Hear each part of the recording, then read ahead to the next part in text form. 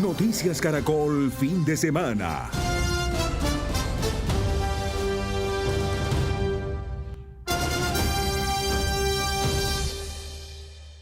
Noticia en desarrollo en Noticias Caracol. Buenas noches, bienvenidos a la emisión central de fin de semana de Noticias Caracol. Primero la gente.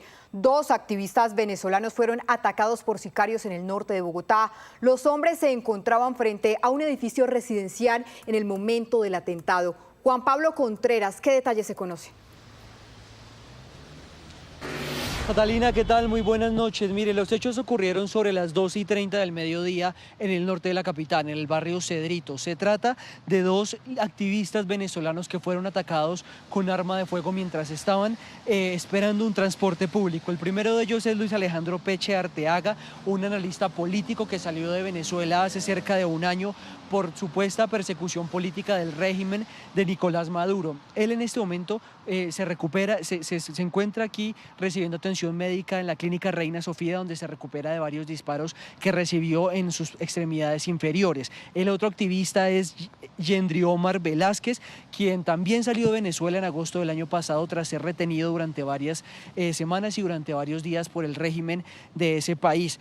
Él fue sometido a una cirugía tras de recibir varios impactos de bala en la zona de su abdomen. Según las autoridades, ninguno de los 2 tenía amenazas previas, pero sí habían acudido a la Defensoría del Pueblo para solicitar protección, pues tras salir exiliados del país vecino de Venezuela. En el siguiente informe le contamos los detalles de cómo ocurrieron los hechos.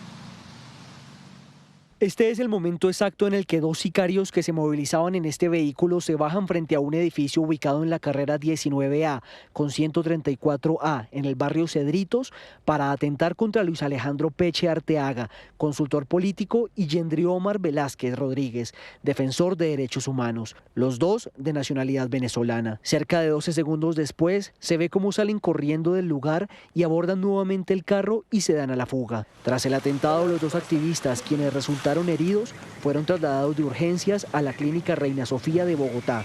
2 personas de nacionalidad venezolana resultan lesionadas por varios impactos de arma de fuego en sus extremidades inferiores. Tras lo ocurrido, las autoridades organizaron un plan candado en la zona para dar con el paradero de los hombres que estarían detrás del intento de homicidio. En la huida, los delincuentes dejaron abandonado el carro en el que perpetraron los hechos. El vehículo que habría participado en los hechos habría salido del mismo inmueble, del mismo edificio, minutos antes del hecho. Inmediatamente tenemos características de este vehículo, activamos el plan candado de la jurisdicción, logrando la ubicación del mismo en la localidad de Suba. Dentro de este vehículo fueron halladas las 2 pistolas que habrían sido utilizadas para cometer los hechos. Habitantes de la zona narraron los momentos de angustia que vivieron. Realmente fue aturdidor porque salen con mucha violencia y se ensañan con esas personas. Pues yo lo que hice fue arrojarme al suelo y salir corriendo a buscar protección. Espero que los agredidos se encuentren bien. ¿Más o menos cuántos disparos escuchó usted? Alrededor de 15 a 20 detonaciones escuché. Eran 2 armas, eran 2 pistolas, armas de fuego muy potentes. Tras el atentado, el presidente Gustavo Petro reaccionó en sus redes sociales y dijo que la ciudadanía venezolana tiene todo el derecho de aislarse en Colombia independientemente de sus ideales políticos. Pidió a la UNP mayor protección para los defensores. Por su parte, María Corina Machado aseguró que este ataque constituye una grave agresión, no solo contra ellos, sino contra toda la labor de protección y promoción de los derechos humanos en la región. Además, pidió al gobierno investigación rigurosa de estos hechos. La Defensoría del Pueblo también se ha sumado a las voces de rechazo sobre el atentado que fueron víctimas estos 2 activistas venezolanos. Dice la Defensoría del Pueblo que el pueblo venezolano merece vivir en paz y en democracia y que mientras se encuentren en territorio colombiano, las personas migrantes y refugiadas deben contar con el respaldo y acompañamiento de las autoridades. La Defensoría también pide a la Fiscalía General de la Nación una investigación rigurosa para poder esclarecer las personas y los responsables que están detrás de este atentado.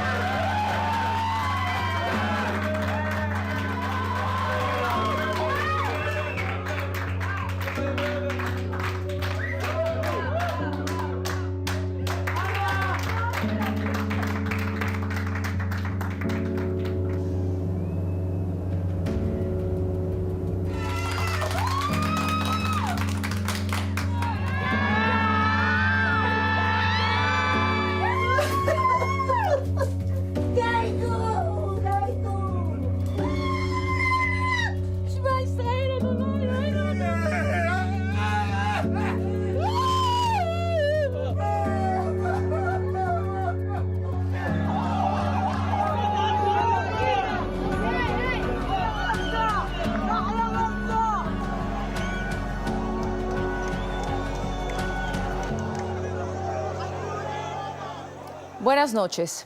El emotivo encuentro entre los rehenes israelíes liberados el día de hoy con vida y sus familias, así como de los prisioneros palestinos retornando a los brazos de los suyos, son las postales de un día lleno de esperanza. El intercambio sella el cumplimiento de la primera fase del acuerdo de paz entre Israel y Hamás, logrado con la ayuda de Estados Unidos, Qatar, Egipto y Turquía, y que busca alcanzar una paz duradera entre palestinos e israelíes en Medio Oriente.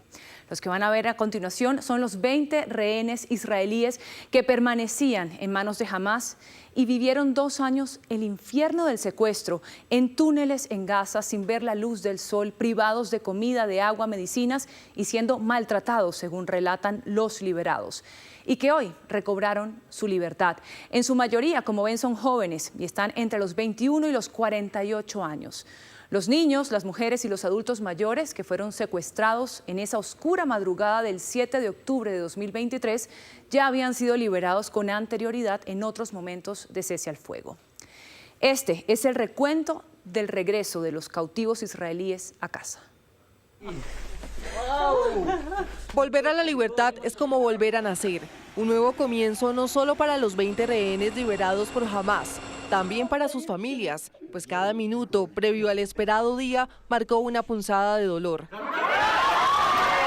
Pero el reencuentro llegó, entre besos, aplausos, saltos de alegría y lágrimas que ya se asomaban segundos antes del primer abrazo.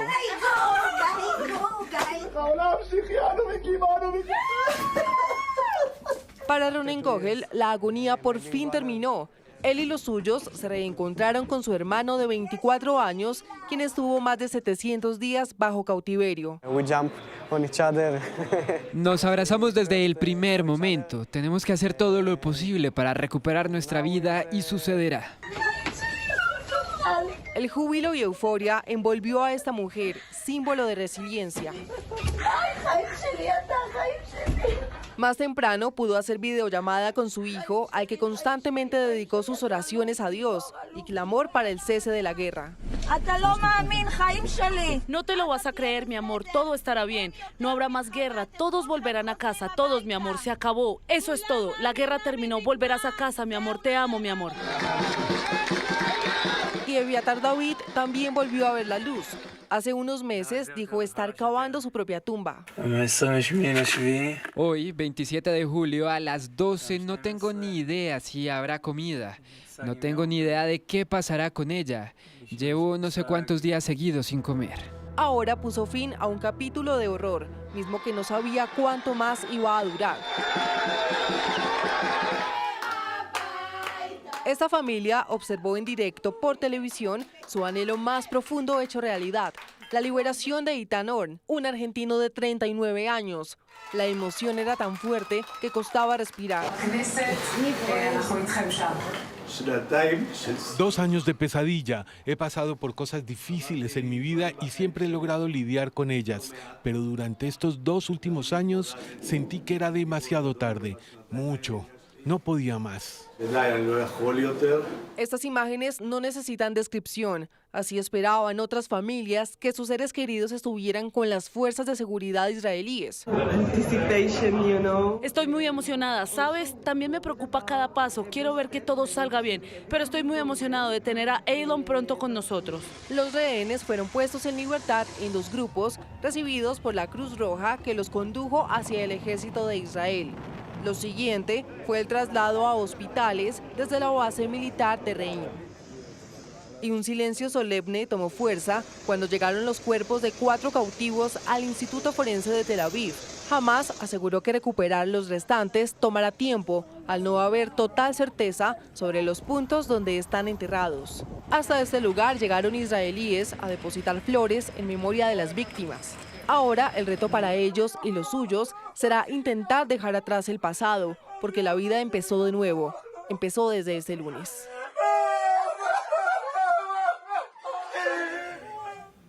Una familia colombiana también celebra de manera especial esta liberación.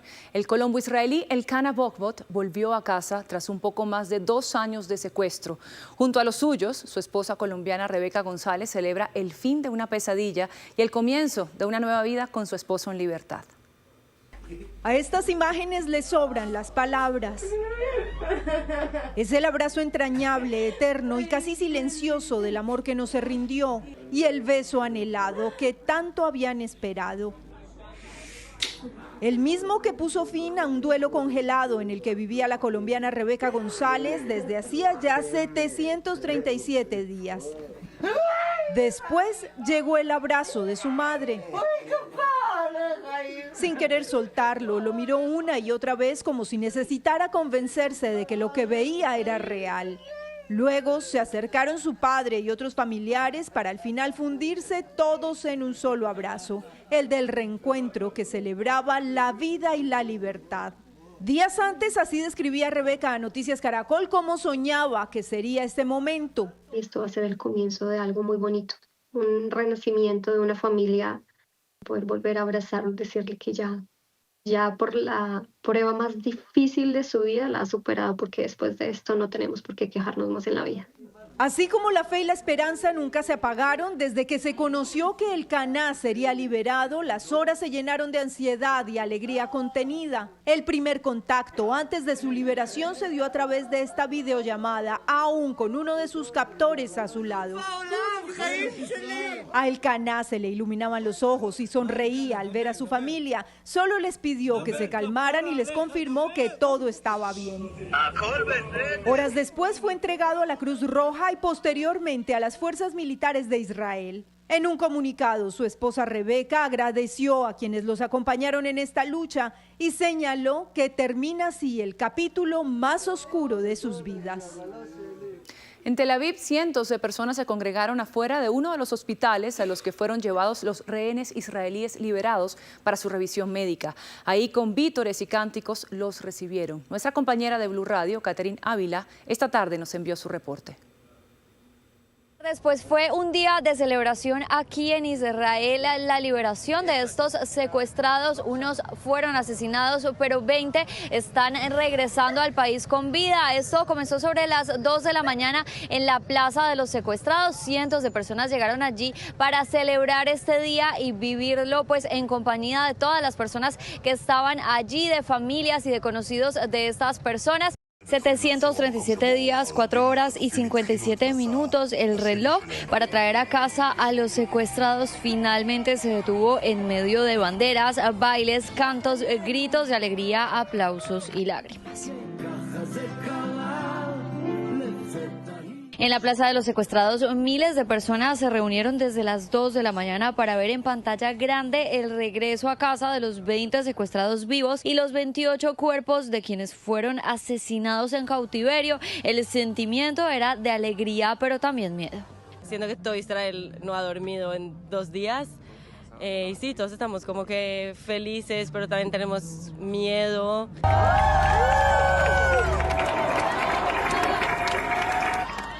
Pero la liberación finalmente llegó a las 8 de la mañana y con la plaza totalmente llena comenzó la primera entrega a una delegación de la Cruz Roja. Fueron 7 los liberados.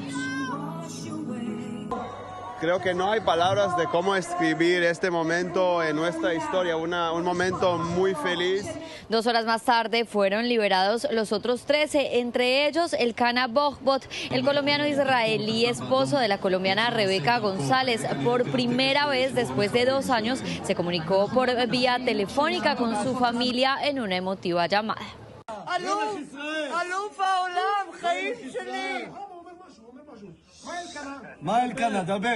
Y con esa imagen se selló el reencuentro con su esposa. Su familia celebraba que por fin estaba en casa, como cientos de israelíes que hoy están listos para cerrar la herida que dejó el 7 de octubre de 2023. Pues aunque hay celebración en Israel, todavía continúan los procesos para recibir los 28 cuerpos de secuestrados que fueron asesinados en cautiverio. Esto hace parte de lo acordado entre Israel y Hamás. Este es un informe de Catherine Ávila de Blue Radio para Noticias Caracol. Del otro lado de la frontera, en la Franja de Gaza, fueron 1.968 los palestinos que fueron liberados. Aquí, imágenes del regreso de algunos de ellos que salieron de las cárceles israelíes y fueron recibidos en el enclave, donde junto a sus coterráneos tendrán que reconstruir sus vidas tras 2 años de una guerra atroz que destruyó la Franja de Gaza. Los palestinos encarcelados en Israel también denunciaron tratos inhumanos e injustos, además de no haberse cumplido el debido proceso para su encarcelamiento, aislados, sin poder hablar con sus familias o poder siquiera defenderse en un juicio. Así se vivió en la Franja de Gaza este regreso. Cientos de personas esperaban en el sur de la Franja de Gaza a los excarcelados. Fueron recibidos como héroes por su pueblo y ellos, conmovidos, saludaban la libertad. Estas imágenes se repitieron durante toda la jornada. Hijos y nietos desafiaban la multitud y el movimiento de los buses para lograr un corto saludo de sus familiares tras pasar meses y años sin poder hacerlo. Gritos de alegría, abrazos y emociones desbordadas se vieron en medio de la destrucción que ha dejado la guerra. Gracias a Dios nos sentimos aliviados de haber podido ver cómo está la familia. Que Dios tenga piedad de nuestros mártires y de todos nuestros fallecidos y conceda paciencia a nuestra gente en Gaza. Madres que por meses no vieron a sus hijos, hoy por fin tienen sus corazones en paz. Gracias a Dios, la guerra ha terminado y nuestros hijos han sido liberados de la prisión israelí. Nuestros corazones por fin están en paz. Esperamos, si Dios quiere, que todos los prisioneros restantes también sean liberados pronto. Pero a pesar de la alegría, muchos contaron el infierno al que fueron sometidos durante todo este tiempo. A Adel Subay le amputaron un pie durante su detención sin su consentimiento. Fui capturado en un complejo médico, fui herido y mi padre también. Fuimos torturados dentro. Me quitaron la pierna dentro de Israel sin darme cuenta. Me fui a dormir y cuando desperté ya no la tenía. También cuentan que las condiciones en las que se encontraban eran precarias. La situación es extremadamente difícil para los jóvenes. No tienen comida, ni bebida, ni atención médica. Sufren una opresión constante y un tormento. Ojalá todos prestaran atención a su situación. Que Dios los proteja. Gracias a Dios es una sensación indescriptible. La celebración fue agridulce, pues los excarcelados encontraron muerte y destrucción a su regreso. Estoy feliz, es un sentimiento indescriptible. Estoy buscando a mi familia, quiero llegar a ellos. Fui condenado a cadena perpetua y 20 años. La mayoría de los prisioneros liberados mantuvo en su cuello el kifuya, o pañuelo de cuadros blancos que representa la resistencia palestina. Es una sensación indescriptible, todavía no puedo creerlo. Gracias a Dios, solíamos esperar esta alegría, pero no la siento porque fue una gran sorpresa. Nos enfrentamos a una presión psicológica extrema y uno no podía creerlo hasta el último segundo. La mayoría de los prisioneros liberados en Gaza fueron detenidos en el enclave durante los últimos 2 años, muchos de ellos sin cargos, pero arrestados bajo el sistema de detención administrativa del ejército israelí. Otros sí fueron condenados por crímenes relacionados al terrorismo. Para entender las implicaciones de lo alcanzado hoy, le preguntamos a nuestra analista internacional María Teresa Aya. María Teresa, ¿qué significan tanto para los palestinos como para los israelíes estas liberaciones? Andreina, buenas noches. Efectivamente, la liberación tanto de los rehenes que tenía el grupo terrorista Hamás como de los prisioneros palestinos es algo muy importante para las dos partes. Para Israel, la liberación de los rehenes era el objetivo de la guerra. Fue la razón por la que empezó la guerra hace 2 años. Y lograr esta liberación hoy no solamente cumple con una promesa del gobierno de Netanyahu a su pueblo, sino que debería darle luz verde para quitarse un peso de encima y poder hablar de otros temas como cómo se va a llevar a cabo el cese al fuego. Por su parte, la liberación de los prisioneros palestinos para el grupo terrorista Hamás también era un objetivo de la guerra. Y es que se puede decir que la razón por la que tomaron los rehenes hace 2 años fue para lograr este intercambio, porque Israel ha tenido como política de Estado desde hace décadas la liberación de presos palestinos a cambio de cuerpos o de soldados vivos o ciudadanos vivos israelíes en poder de Hamás.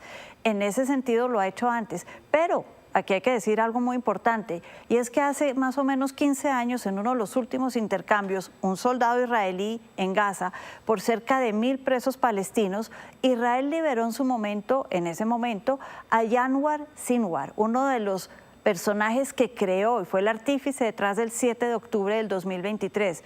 Por eso, esta vez dijo, perfecto, liberamos algunos, pero no todos, los de alta peligrosidad para la seguridad nacional de Israel, como puede ser el señor Marwan Makbur, un personaje que se dice puede unir a la autoridad palestina, a los grupos yihadistas palestinos, al grupo terrorista Hamas, y liderarlos. Ese personaje no lo vamos a liderar en este momento. En un momento volvemos con usted, María Teresa. Con el cese al fuego, miles de gazatíes que habían sido desplazados una y otra vez por la guerra comenzaron a regresar a sus hogares, aunque de ellos ya no quede nada. Con sus hogares en ruinas y sin techo, los camiones con alimentos se han convertido en su único salvavidas. Entre las ruinas, miles de palestinos piensan ahora en reconstruir sus hogares. Los escombros se tomaron las calles, retratando el dolor de una guerra que durante 2 años desplazó, según la ONU, a 9 de cada 10 gazatíes.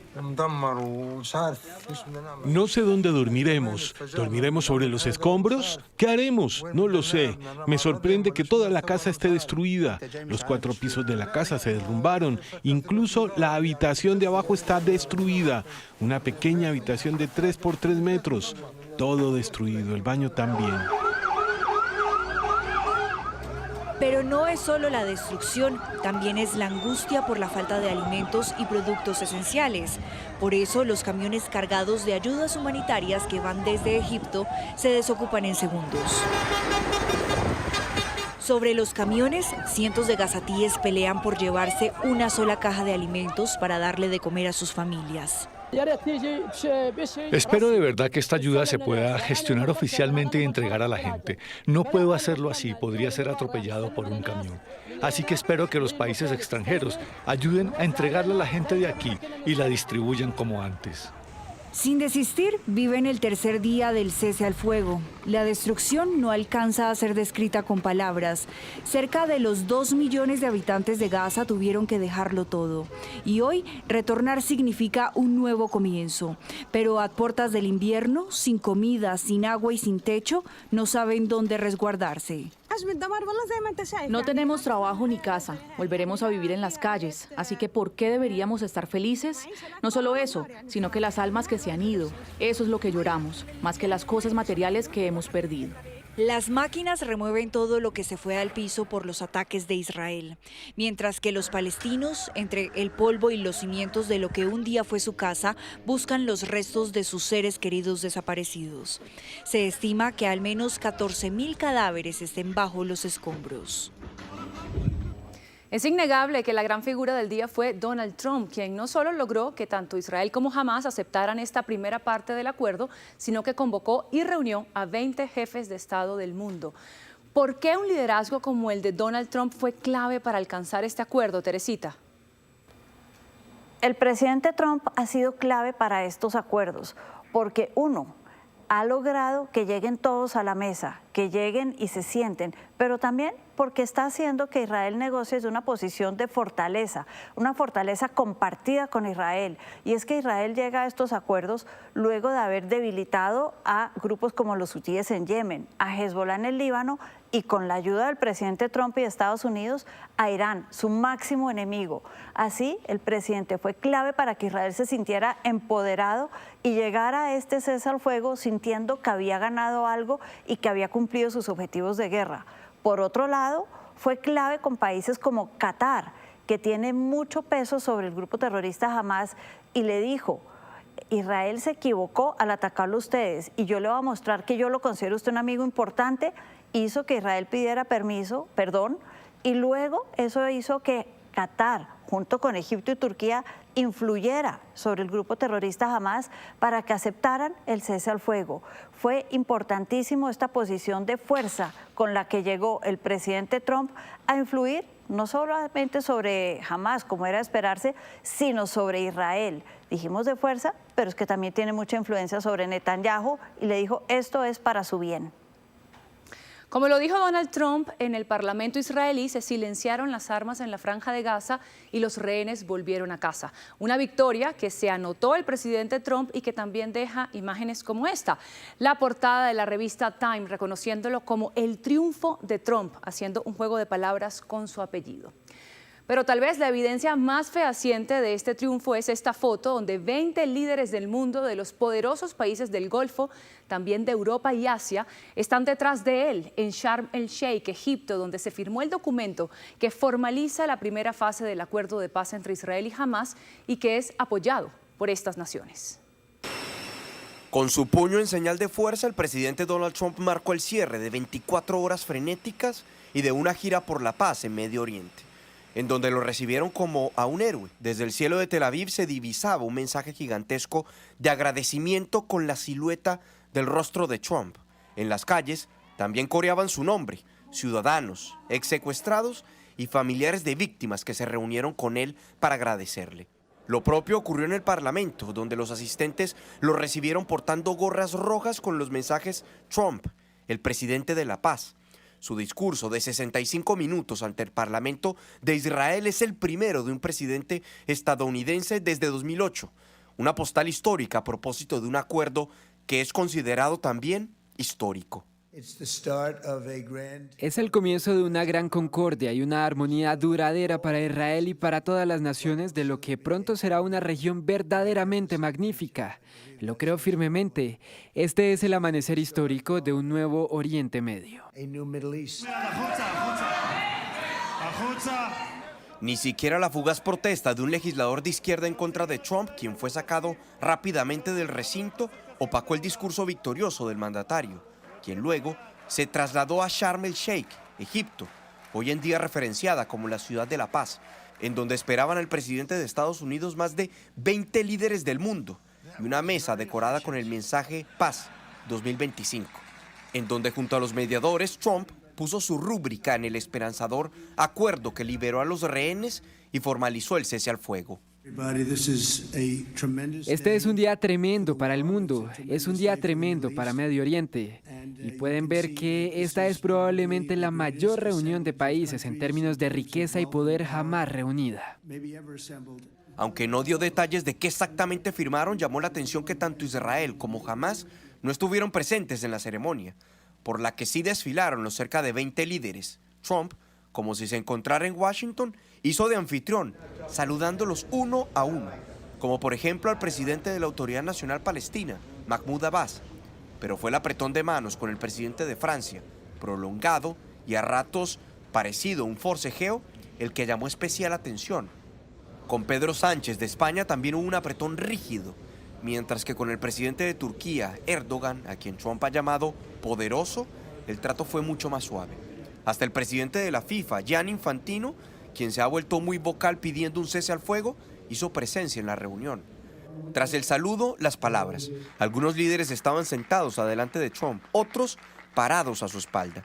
En un papel semejante al de policía del mundo los llamó prácticamente a todos y para cada uno tuvo alguna broma o palabras de agradecimiento.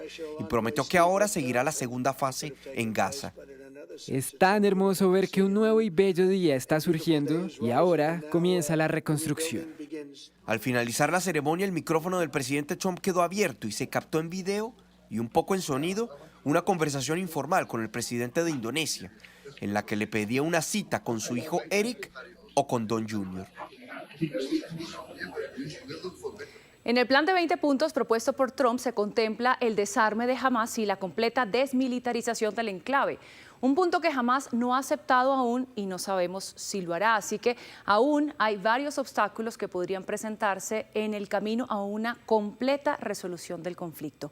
María Teresa, ¿qué viene ahora y dónde podrían presentarse estas dificultades? Andreina, veíamos que Israel llegó a una posición de fuerza y Hamás bajo la influencia de Qatar, de Egipto y de Turquía. Pero a pesar de eso, estos acuerdos siguen siendo frágiles, porque en todo momento se habló, sí, del cese al fuego, del fin de la guerra como objetivo general, pero nunca de los detalles que van a llegar a ese fin de la guerra.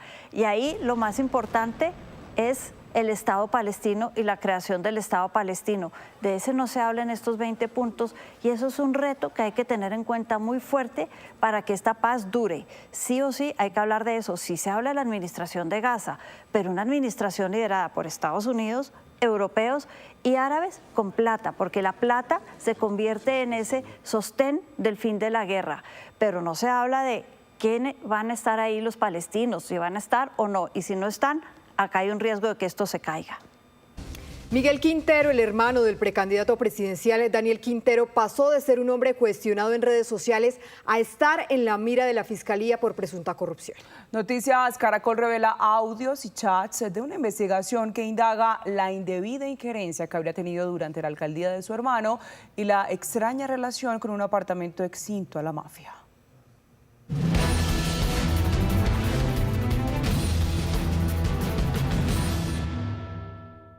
La Fiscalía sacó a relucir el nombre de Miguel Quintero, el hermano del exalcalde de Medellín y hoy precandidato presidencial, Daniel Quintero. Y yo me comprometo a seguir haciendo la política decente.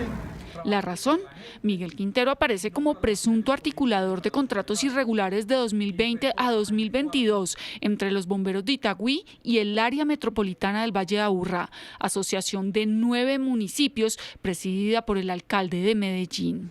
Los hechos habrían ocurrido durante la alcaldía de su hermano Daniel Quintero. Cada uno ha aportado. La denuncia que originó la investigación fue leída por el fiscal durante la audiencia judicial. Entre la información que le puedo proporcionar se encuentra: los responsables de las entregas de los contratos a Cadavid fueron Miguel Quintero y desde la estructura interna de la entidad Álvaro Villada. Este último era el encargado de negociar con Cadavid las coimas, las cuales equivalerían a 3.200 millones de pesos. Esta mención de la Fiscalía es apenas la punta del iceberg de una investigación penal que avanza en la Fiscalía Anticorrupción y que involucra a los mismos protagonistas, entre ellos Miguel Quintero. Un saludito para mis amiguitos acá. Noticias Caracol tuvo acceso a detalles claves de esta indagación, que tiene, entre otras piezas, a un testigo que está negociando con la justicia y un chat grupal llamado Amigos.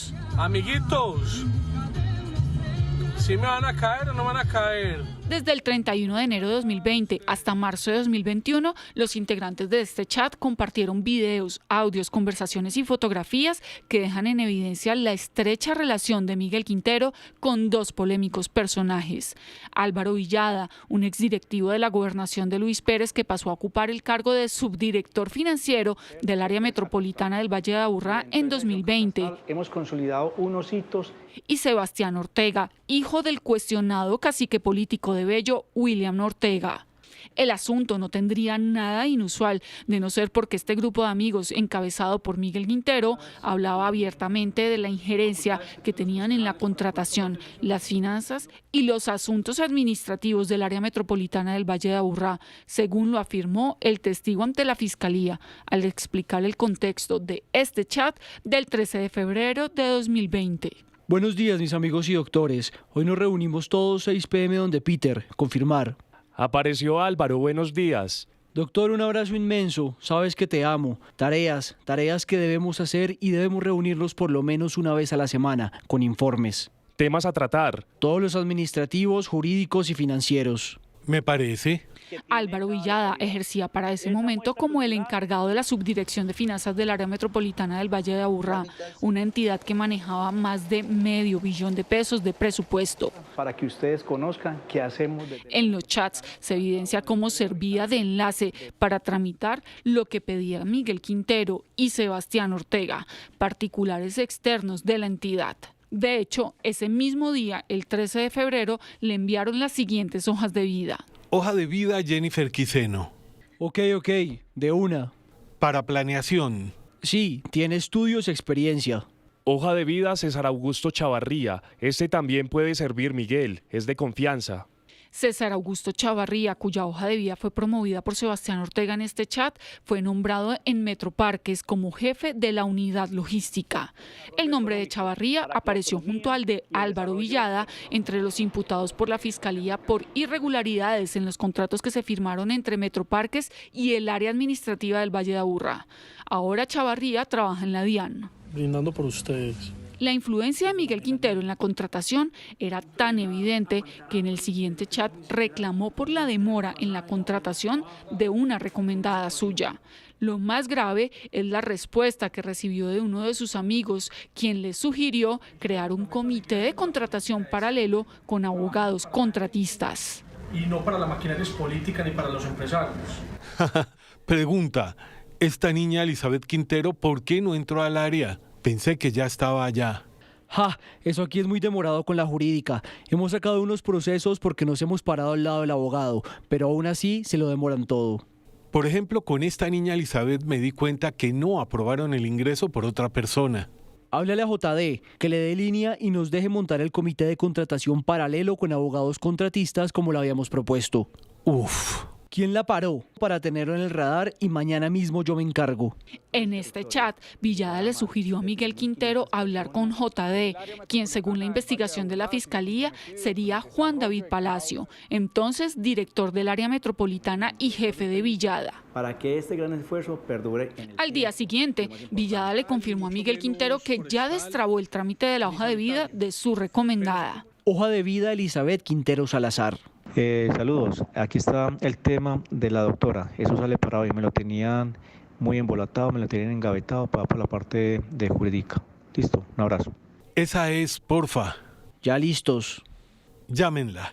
En esta otra conversación del 20 de febrero de 2020, Miguel Quintero incluso habló de tomar decisiones frente a la falta de celeridad en las contrataciones. Su llamado de atención se debió a las demoras en la contratación de una sobrina del exgobernador Luis Pérez. Ella terminó trabajando como contratista del área metropolitana. Esa es la sobrina, lo paró la Secretaría General, allá lo tienen por el tema de la asignación salarial. Sí, eso lo sé. Negro, qué constalado de anzuelos eso allá. Marica, se me va a caer el pelo. Deberíamos reunirnos a tomar decisiones. Ok. R. Y debemos proteger los recursos públicos y nuestro patrimonio público. Pero estas no son las únicas revelaciones que contiene el chat en poder de la Fiscalía. Precisamente en el grupo de chat de amigos de Miguel Quintero también quedó registrado un llamativo episodio en el que hacen referencia a un lujoso penthouse en el Poblado que sería utilizado para sus reuniones. Sí, señora, esta propiedad perteneció a la mafia y está en poder de la Sociedad de Activos Especiales SAGE. El apartamento se puede observar en detalle en un video que el mismo Miguel Quintero grabó y envió al chat grupal el 16 de mayo de 2020. Según el testigo, en el recorrido que hizo Miguel Quintero por el apartamento, estuvo acompañado de otra persona, que sería Sebastián Ortega. Aunque no se les ve la cara, se escuchan sus voces haciendo comentarios sobre el lugar. Viejo, es increíble. Las cosas se acaban más fácil sin utilizarlas, weón. En uno de los apartes del video, Miguel Quintero grabó la terraza del segundo piso del apartamento, la cual está conectada con un amplio jacuzzi. Increíble que llegue la maleza hasta acá, weón. Segundos después, Miguel Quintero envió esta nota de audio en donde asegura que este apartamento podría ser el reemplazo de otro al que se refieren como el inmueble. Ese apartamento me lo entregaron. Lo único que hay que hacer es pegarle una organizadita y pagar la administración mensualmente y los servicios. No sé si es posible que pueda ser el reemplazo del inmueble. Queda en el Poblado, tiene 500 metros cuadrados. El primero en reaccionar en el chat fue Sebastián Ortega. Muy bacano, que sea el nuevo inmueble o ya no queremos inmueble. Así continúa la conversación. ¿Cuándo vamos a ir a verlo? Ya tengo las llaves, ya me lo entregaron. Por dicho, ya ese apartamento es mío. Hagámoslo así de esa manera. ¿Qué hijo de puta apartamento? Como 500 metros cuadrados más o menos. Una nota, cuando mandamos a los trabajadores, muy bacano. Frente a la propuesta de Ortega, Miguel Quintero describió los arreglos que necesitaba el apartamento. Pegarle una organizadita, una goterita que tiene, ese apartamento tiene 2 pisos. Uno de los baños como que tiene una fuguita y está cayendo en la cocina. Entonces hay que mandar a organizar el drywall de la cocina y creo que el drywall de uno de los balcones, del balcón del segundo piso de ese apartamento queda en el último piso. Tiene puertas blindadas. Oh, es muy bonito, huevón. Hay que meterle una platica, pues una organizadita para ponerlo decente.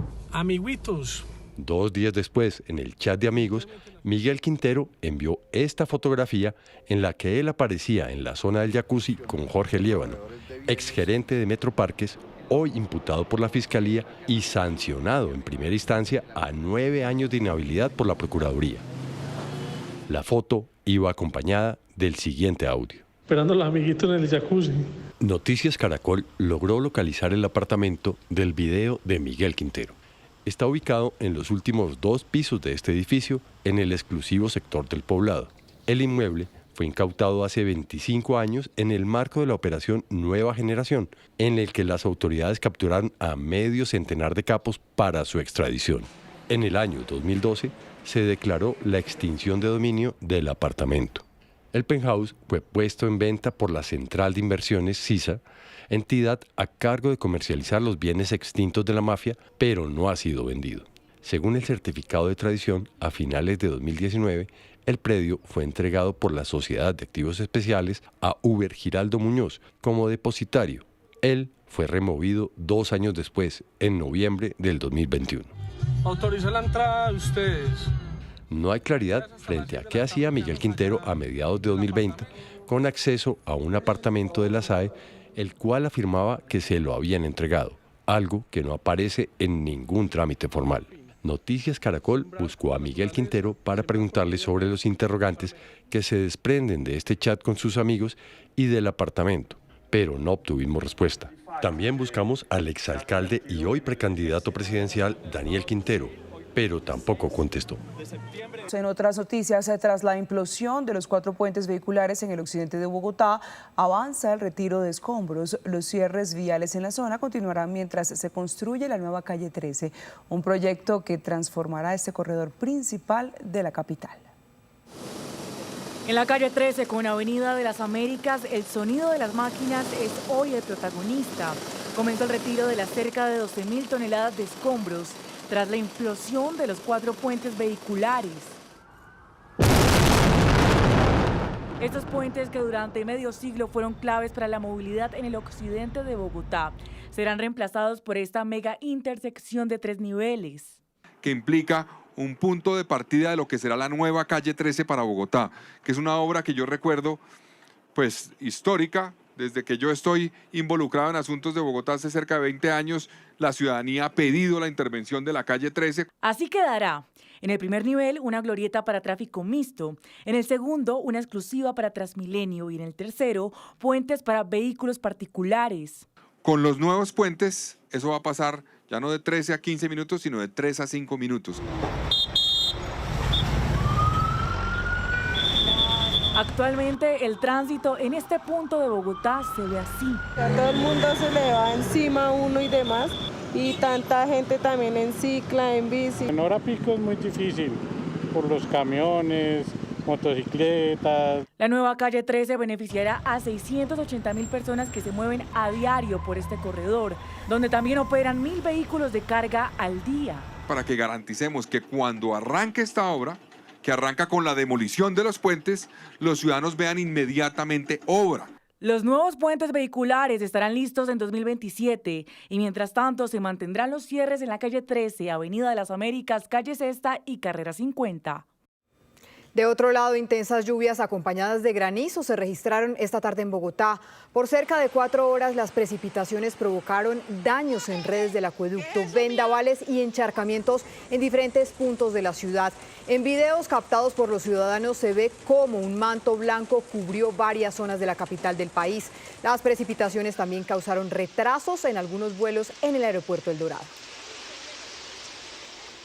En Pasto se registró una explosión en una vivienda del barrio Villaflor 2 en la que almacenaban pólvora.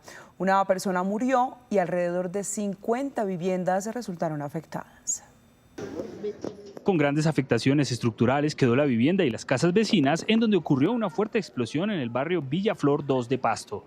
La tranquilidad del sector se vio interrumpida por el fuerte estruendo. Bueno, yo estaba mirando el noticiero del mediodía cuando sonó una onda explosiva que casi me tumbó de la cama. La verdad, pues no se sabe qué fue que pasó ahí, ¿no? Sí, pero me estoy dando cuenta que están sacando cajas llenas de pólvora. Vidrios rotos, escombros y susto dejó el estallido. Según las autoridades, en la vivienda almacenaban ilegalmente más de 1 tonelada de pólvora.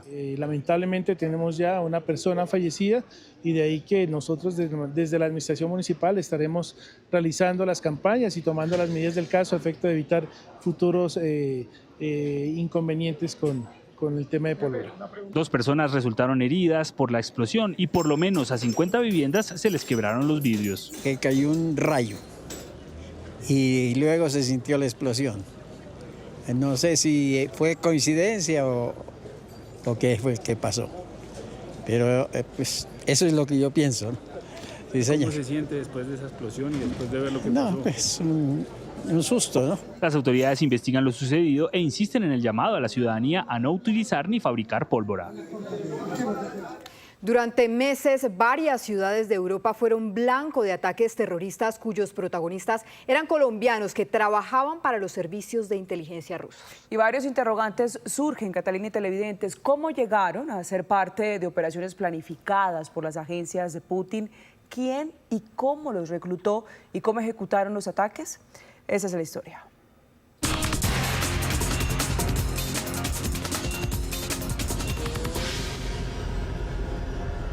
El 6 de julio de 2025, en la terminal de Barranquilla, a plena luz del día, fue capturado por agentes de la Interpol Gonzalo Ramos, un joven de 22 años nacido en Soledad, Atlántico. Por las imágenes, bien podría creerse que se trata de una detención sin importancia, de un joven que viste bermudas, tenis y carga un morral. Sin embargo, detrás de esa captura hay una compleja historia que tiene como protagonistas a varios colombianos que, como Ramos, han sido capturados en varios lugares del mundo acusados de espiar para los servicios de inteligencia rusos y ejecutar actos de terrorismo en diferentes ciudades de Europa. Ramos es el caso más reciente. ¿Te va a dar a conocer una circular roja que tiene en su contra? Fue detenido por cuenta de una circular roja de Interpol tramitada por Lituania. Ese país lo acusa de graves crímenes, según se lee en la documentación aportada por la justicia lituana a la Dirección de Asuntos Internacionales de la Fiscalía colombiana. El mencionado ciudadano es requerido por el Departamento de Investigación de la Delincuencia Organizada y Corrupción de la Fiscalía General de la República de Lituania por los delitos de creación de un grupo terrorista organizado y su dirección, participación de actividades de un grupo terrorista organizado, tentativa de cometer un acto terrorista y financiación y apoyo de acto terrorista. De acuerdo con el expediente, Ramos viajó desde Rusia a Lituania para cometer los ataques. Posteriormente salió rumbo a Noruega y se movió por diferentes lugares de Europa durante varios meses.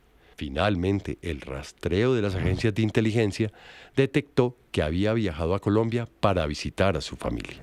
En un hecho inusual, la detención de Ramos provocó la reacción inmediata de la Embajada de Rusia en Colombia, a través de esta carta conocida por Noticias Caracol. La comunicación está rotulada como muy urgente y en la primera parte revela que Ramos, nacido en Soledad, Atlántico, es un ciudadano ruso. La carta de la embajada rusa defiende a Ramos señalando que no se puede descartar que la detención pueda ser infundada o ilegal. También solicitan a las autoridades colombianas que se respeten sus derechos legales como ciudadano de Rusia y piden autorización para que funcionarios de la embajada rusa en el país puedan reunirse con él. A través de recursos interpuestos por sus abogados, Ramos ha intentado conseguir su libertad. No obstante, los jueces han negado esas peticiones. Mientras tanto, la Corte Suprema de Justicia avanza en el estudio de la extradición. ¿Cómo un joven nacido en la costa colombiana terminó metido en semejante lío de espionaje internacional? La realidad es que no es un caso aislado y se enmarca dentro de una llamada guerra híbrida rusa, que en parte consiste en reclutar jóvenes a sueldo que ejecutan actos de sabotaje y terrorismo con el propósito de crear caos y desestabilización en naciones que Rusia considera enemigas. Los encargados de esta estrategia son principalmente el Servicio de Inteligencia Exterior ruso, conocido como FSB, reemplazo de la antigua KGB, y el GRU, o Servicio de Inteligencia Militar de las Fuerzas Armadas. Nicolás de Pedro, investigador senior del Instituto Statecraft de Londres y uno de los mayores especialistas en Europa sobre Rusia y las guerras híbridas, explicó en qué consiste la guerra híbrida de los rusos. En el caso ruso, el planteamiento es mucho más práctico y operativo y consiste en aprovechar cualquier espacio donde puedan llevar a cabo actividades hostiles contra Occidente. Eso quiere decir sabotajes, puede ser casos más concretos, ¿no? Como el incendio, por ejemplo, también hemos visto incendios de almacenes de empresas vinculadas con Ucrania o vinculadas con el apoyo al esfuerzo bélico ucraniano, con la idea de generar disrupción en las cadenas de suministro del apoyo a Ucrania o para generar también disensión en las sociedades europeas, sobre todo, ¿no? El incendio que vemos en estas imágenes ocurrió el 12 de mayo de 2024 en uno de los principales centros comerciales de Varsovia, la capital de Polonia. El responsable, según las autoridades de ese país, fue Andrés Alfonso de la Hoz, un joven de 27 años nacido en Ciénaga Magdalena. 2 semanas después, de la Hoz fue arrestado por los servicios de inteligencia de República Checa por el incendio de un parqueadero de buses de servicio público y cuando estaba preparando un nuevo ataque a un cine en Praga. En estas imágenes exclusivas de Noticias Caracol se escucha la grave acusación por parte de la jueza y cómo el colombiano terminó aceptando su responsabilidad en la audiencia en la que fue condenado a 8 años de prisión. Después de que iniciara el fuego en los autobuses, usted tomó fotos y videos del incendio para poder enviárselos como prueba a Adrián con un teléfono móvil Samsung Galaxy A53 5G para demostrar la finalización de la tarea asignada, por la cual le dieron un pago por la cantidad de $3.000 y después se fue del lugar. Adrián, al que se refiere la jueza, sería el contacto con los servicios secretos rusos, con quien de la Hoz estaba preparando otros ataques terroristas. Usted visitó físicamente algunos de los edificios mencionados, entre ellos cinemas, los inspeccionó, tomó fotografías y grabó videos del exterior y del interior, envió mapas de los lugares y los compartió con Adrián, discutió activamente con él sobre la posibilidad de provocar un incendio en los edificios seleccionados. Frente a la contundencia de las pruebas, el joven colombiano aceptó los cargos y pidió perdón. Yo vengo a declararme culpable el día de hoy porque la culpa me quema por dentro, porque dejé mal parado el buen nombre que me dio mi familia. De verdad, el día de hoy quiero disculparme frente de todos ustedes, pedirle perdón a todo el país, de verdad. Lo lamento mucho.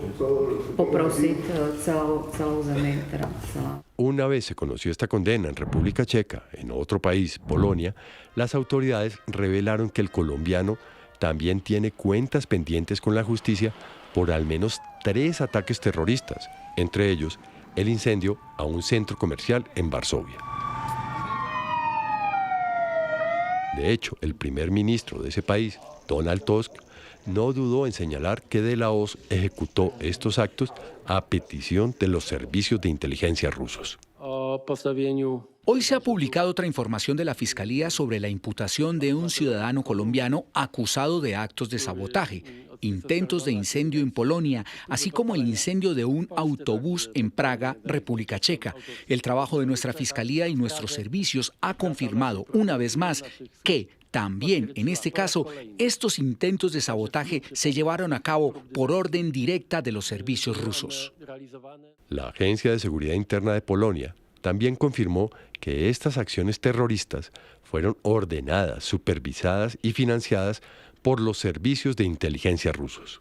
El modus operandi revelado por la Agencia de Seguridad Interior es coherente con incidentes similares identificados en numerosos países de Europa Central y Oriental. Se confirmó que los servicios de inteligencia rusos, utilizando la aplicación de mensajería Telegram, reclutaron sistemáticamente y a gran escala a personas de origen latinoamericano para realizar reconocimientos en lugares designados, incendiar las instalaciones seleccionadas y documentar los daños. Las fotografías y grabaciones fueron utilizadas posteriormente por medios de comunicación rusos con fines de desinformación y propaganda. ¿Por qué el interés de Rusia en atacar a República Checa y Polonia? Douglas Farah, consultor internacional en seguridad, así lo explica. Porque Polonia está en la frontera y Polonia ha sido uno de los más agresivos en tratar de crear una unidad, una unión de fuerzas de la Unión Europea, ¿no? Ellos han sido, haber sido parte de la Unión Soviética, por haber visto las invasiones en carne propia durante mucho tiempo, ellos han sido por lejos los más, diría yo, agresivos en condenar a Rusia. Le pido perdón a este país de verdad por venir a perturbar su buen orden. República Checa y Polonia no han sido los únicos países en donde han sido capturados colombianos realizando actividades de espionaje y terrorismo para los servicios de inteligencia de Rusia. En julio del año pasado, la inteligencia rumana capturó a Luis Alfonso Murillo, un exmilitar de 34 años de edad. El SRI ha establecido firmemente la intención de Luis Alfonso Murillo de Osa de realizar acciones de sabotaje en Rumania en base a un entrenamiento preestablecido con indicación precisa de objetivos. Murillo enviaba fotografías como estas en donde se informaba la ubicación de los blancos que iban a ser atacados. Documentaba exhaustivamente el área de un almacén de materiales reciclables en Bragadiru, ubicado en la proximidad de varias instalaciones que pueden clasificarse como infraestructuras críticas, pozos de extracción de petróleo, gasoductos o torres de telecomunicaciones. Para la inteligencia rumana y otras agencias de Europa, no hay duda de que detrás de Murillo estaban los rusos. El SRI confirma la afiliación del ciudadano colombiano a una extensa red de saboteadores que ataca países europeos, controlada a través de intermediarios por los servicios secretos rusos. Las evaluaciones de los servicios europeos asociados certifican que las operaciones se llevaron a cabo de forma sincronizada y coordinada desde territorio de la Federación Rusa. Murillo está a la espera de una condena por delitos contra la seguridad nacional en Rumania. Un estudio realizado por el Centro Internacional contra el Terrorismo y GlobalSec revela que desde 2022, cuando comenzó la guerra en Ucrania, hasta 2025, se han registrado más de 100 ataques terroristas en Europa, incluyendo en los que participaron los colombianos. ¿Por qué los servicios secretos rusos están tercerizando sus operaciones de espionaje y terrorismo contra otros países? El experto Nicolás de Pedro lo explica. Rusia perdió parte de su infraestructura cuando inició la invasión a gran escala de Ucrania en febrero de 2022. Cientos en teoría, diplomáticos rusos, pero que eran espías, ¿no? Agentes de inteligencia con acreditación diplomática en cada una de las capitales europeas, fueron expulsados de los países europeos. Rusia ha tenido que reconstruir buena parte de su infraestructura de inteligencia en la Unión Europea o en el conjunto de Europa. Evidentemente, los ciudadanos rusos ahora tienen limitaciones, bielorrusos o de otras antiguas zonas del antiguo espacio soviético, también pues tienen una monitorización pues más estricta, digamos, por los servicios de inteligencia y policiales europeos, y en principio puede resultar pues más sencillo, ¿no? Pues que un ciudadano argentino o colombiano no despierte tantas sospechas con relación a actividad híbrida rusa. El reclutamiento de los colombianos se ha dado a través de aplicaciones, pero también se investiga la participación de reclutadores locales que trabajan para los servicios de inteligencia rusos. En los últimos 3 años, tanto el FSB como el GRU han aumentado su presencia en territorio colombiano sin que se haya generado ninguna alerta por parte de los servicios de inteligencia colombianos. Noticias Caracol buscó a las familias y a los abogados de los colombianos capturados, pero no obtuvimos respuesta. La Embajada de Rusia en Colombia afirmó que no tiene conocimiento de capturas de colombianos en Europa por temas de terrorismo y espionaje asociados a Rusia. Aseguran que ese tipo de versiones circulan todos los días y carecen de fundamento y explicación lógica. Los gobiernos de Polonia, Lituania y República Checa en este momento representan el ala más radical del bloque de países rusófobos, quienes buscan acusar a Rusia de todos los males en el mundo y echar a nuestro Estado la culpa de todos los problemas que tienen ellos. Sobre el tema de Ramos, aseguraron que tiene la ciudadanía rusa, pero no sabemos cuándo y cómo la obtuvo. Como cualquier ciudadano ruso, él tiene derecho a recibir asistencia consular, la que le van prestando los funcionarios de nuestra misión diplomática. En el municipio de Manaure, en La Guajira, se dieron cita varios artistas nacionales y extranjeros. Inspirados en Gabriel García Márquez y el Caribe, realizaron murales en los que plasmaron la literatura y la naturaleza. El resultado atrajo a decenas de turistas. Un grupo de artistas muralistas de Barranquilla, Cali, Bogotá, Riohacha y Londres se dio cita en una nueva versión del Manaurean Fest, una iniciativa que busca crear del municipio de Manaure una galería a cielo abierto adornada con espectaculares murales. Que desde aquí, desde el territorio del cual partió Rebeca Buendía para luego después llegar a Macondo, llevando consigo la peste del insomnio, se han reunido artistas de varias partes del país y del extranjero para poder dejar en las paredes de Manaure murales inspirados a partir de la cultura wayuu y toda esa cosmovisión que terminó siendo fuente de inspiración para una de las más importantes obras de Gabo. La cultura wayuu, el realismo mágico de Gabo y la identidad caribeña de esta zona del país llenan de colores a Manaure. Me parece muy importante traer a la gente algo de arte que gire como en torno a la cultura para que comprendan que hay como otras maneras de expresarse, ¿no? A través de este tipo de arte en especial. El importante rol de la mujer en la población wayuu también fue inspiración para los artistas. Entender un poco más la cultura de ustedes y ver que la mujer tiene tanta fuerza, para mí es súper importante porque como artista siempre trato de exaltar el rol de la mujer y estar aquí en sus tierras representando a la mujer también. Creo que esto ha sido parte como que de lo que ha nutrido un poco mi experiencia y mi intervención. Si en su ruta de vacaciones llega a Manaure, no olvide postear una foto con el fondo de estos espectaculares murales. Muy, muy hermosos. Y estas fueron las noticias. Nos vemos a las 5:30 de la mañana en nuestra primera edición informativa. Sí, señora, ya viene Voy por ti, juega por mí. Somos Noticias Caracol. Primero la gente. Buenas noches.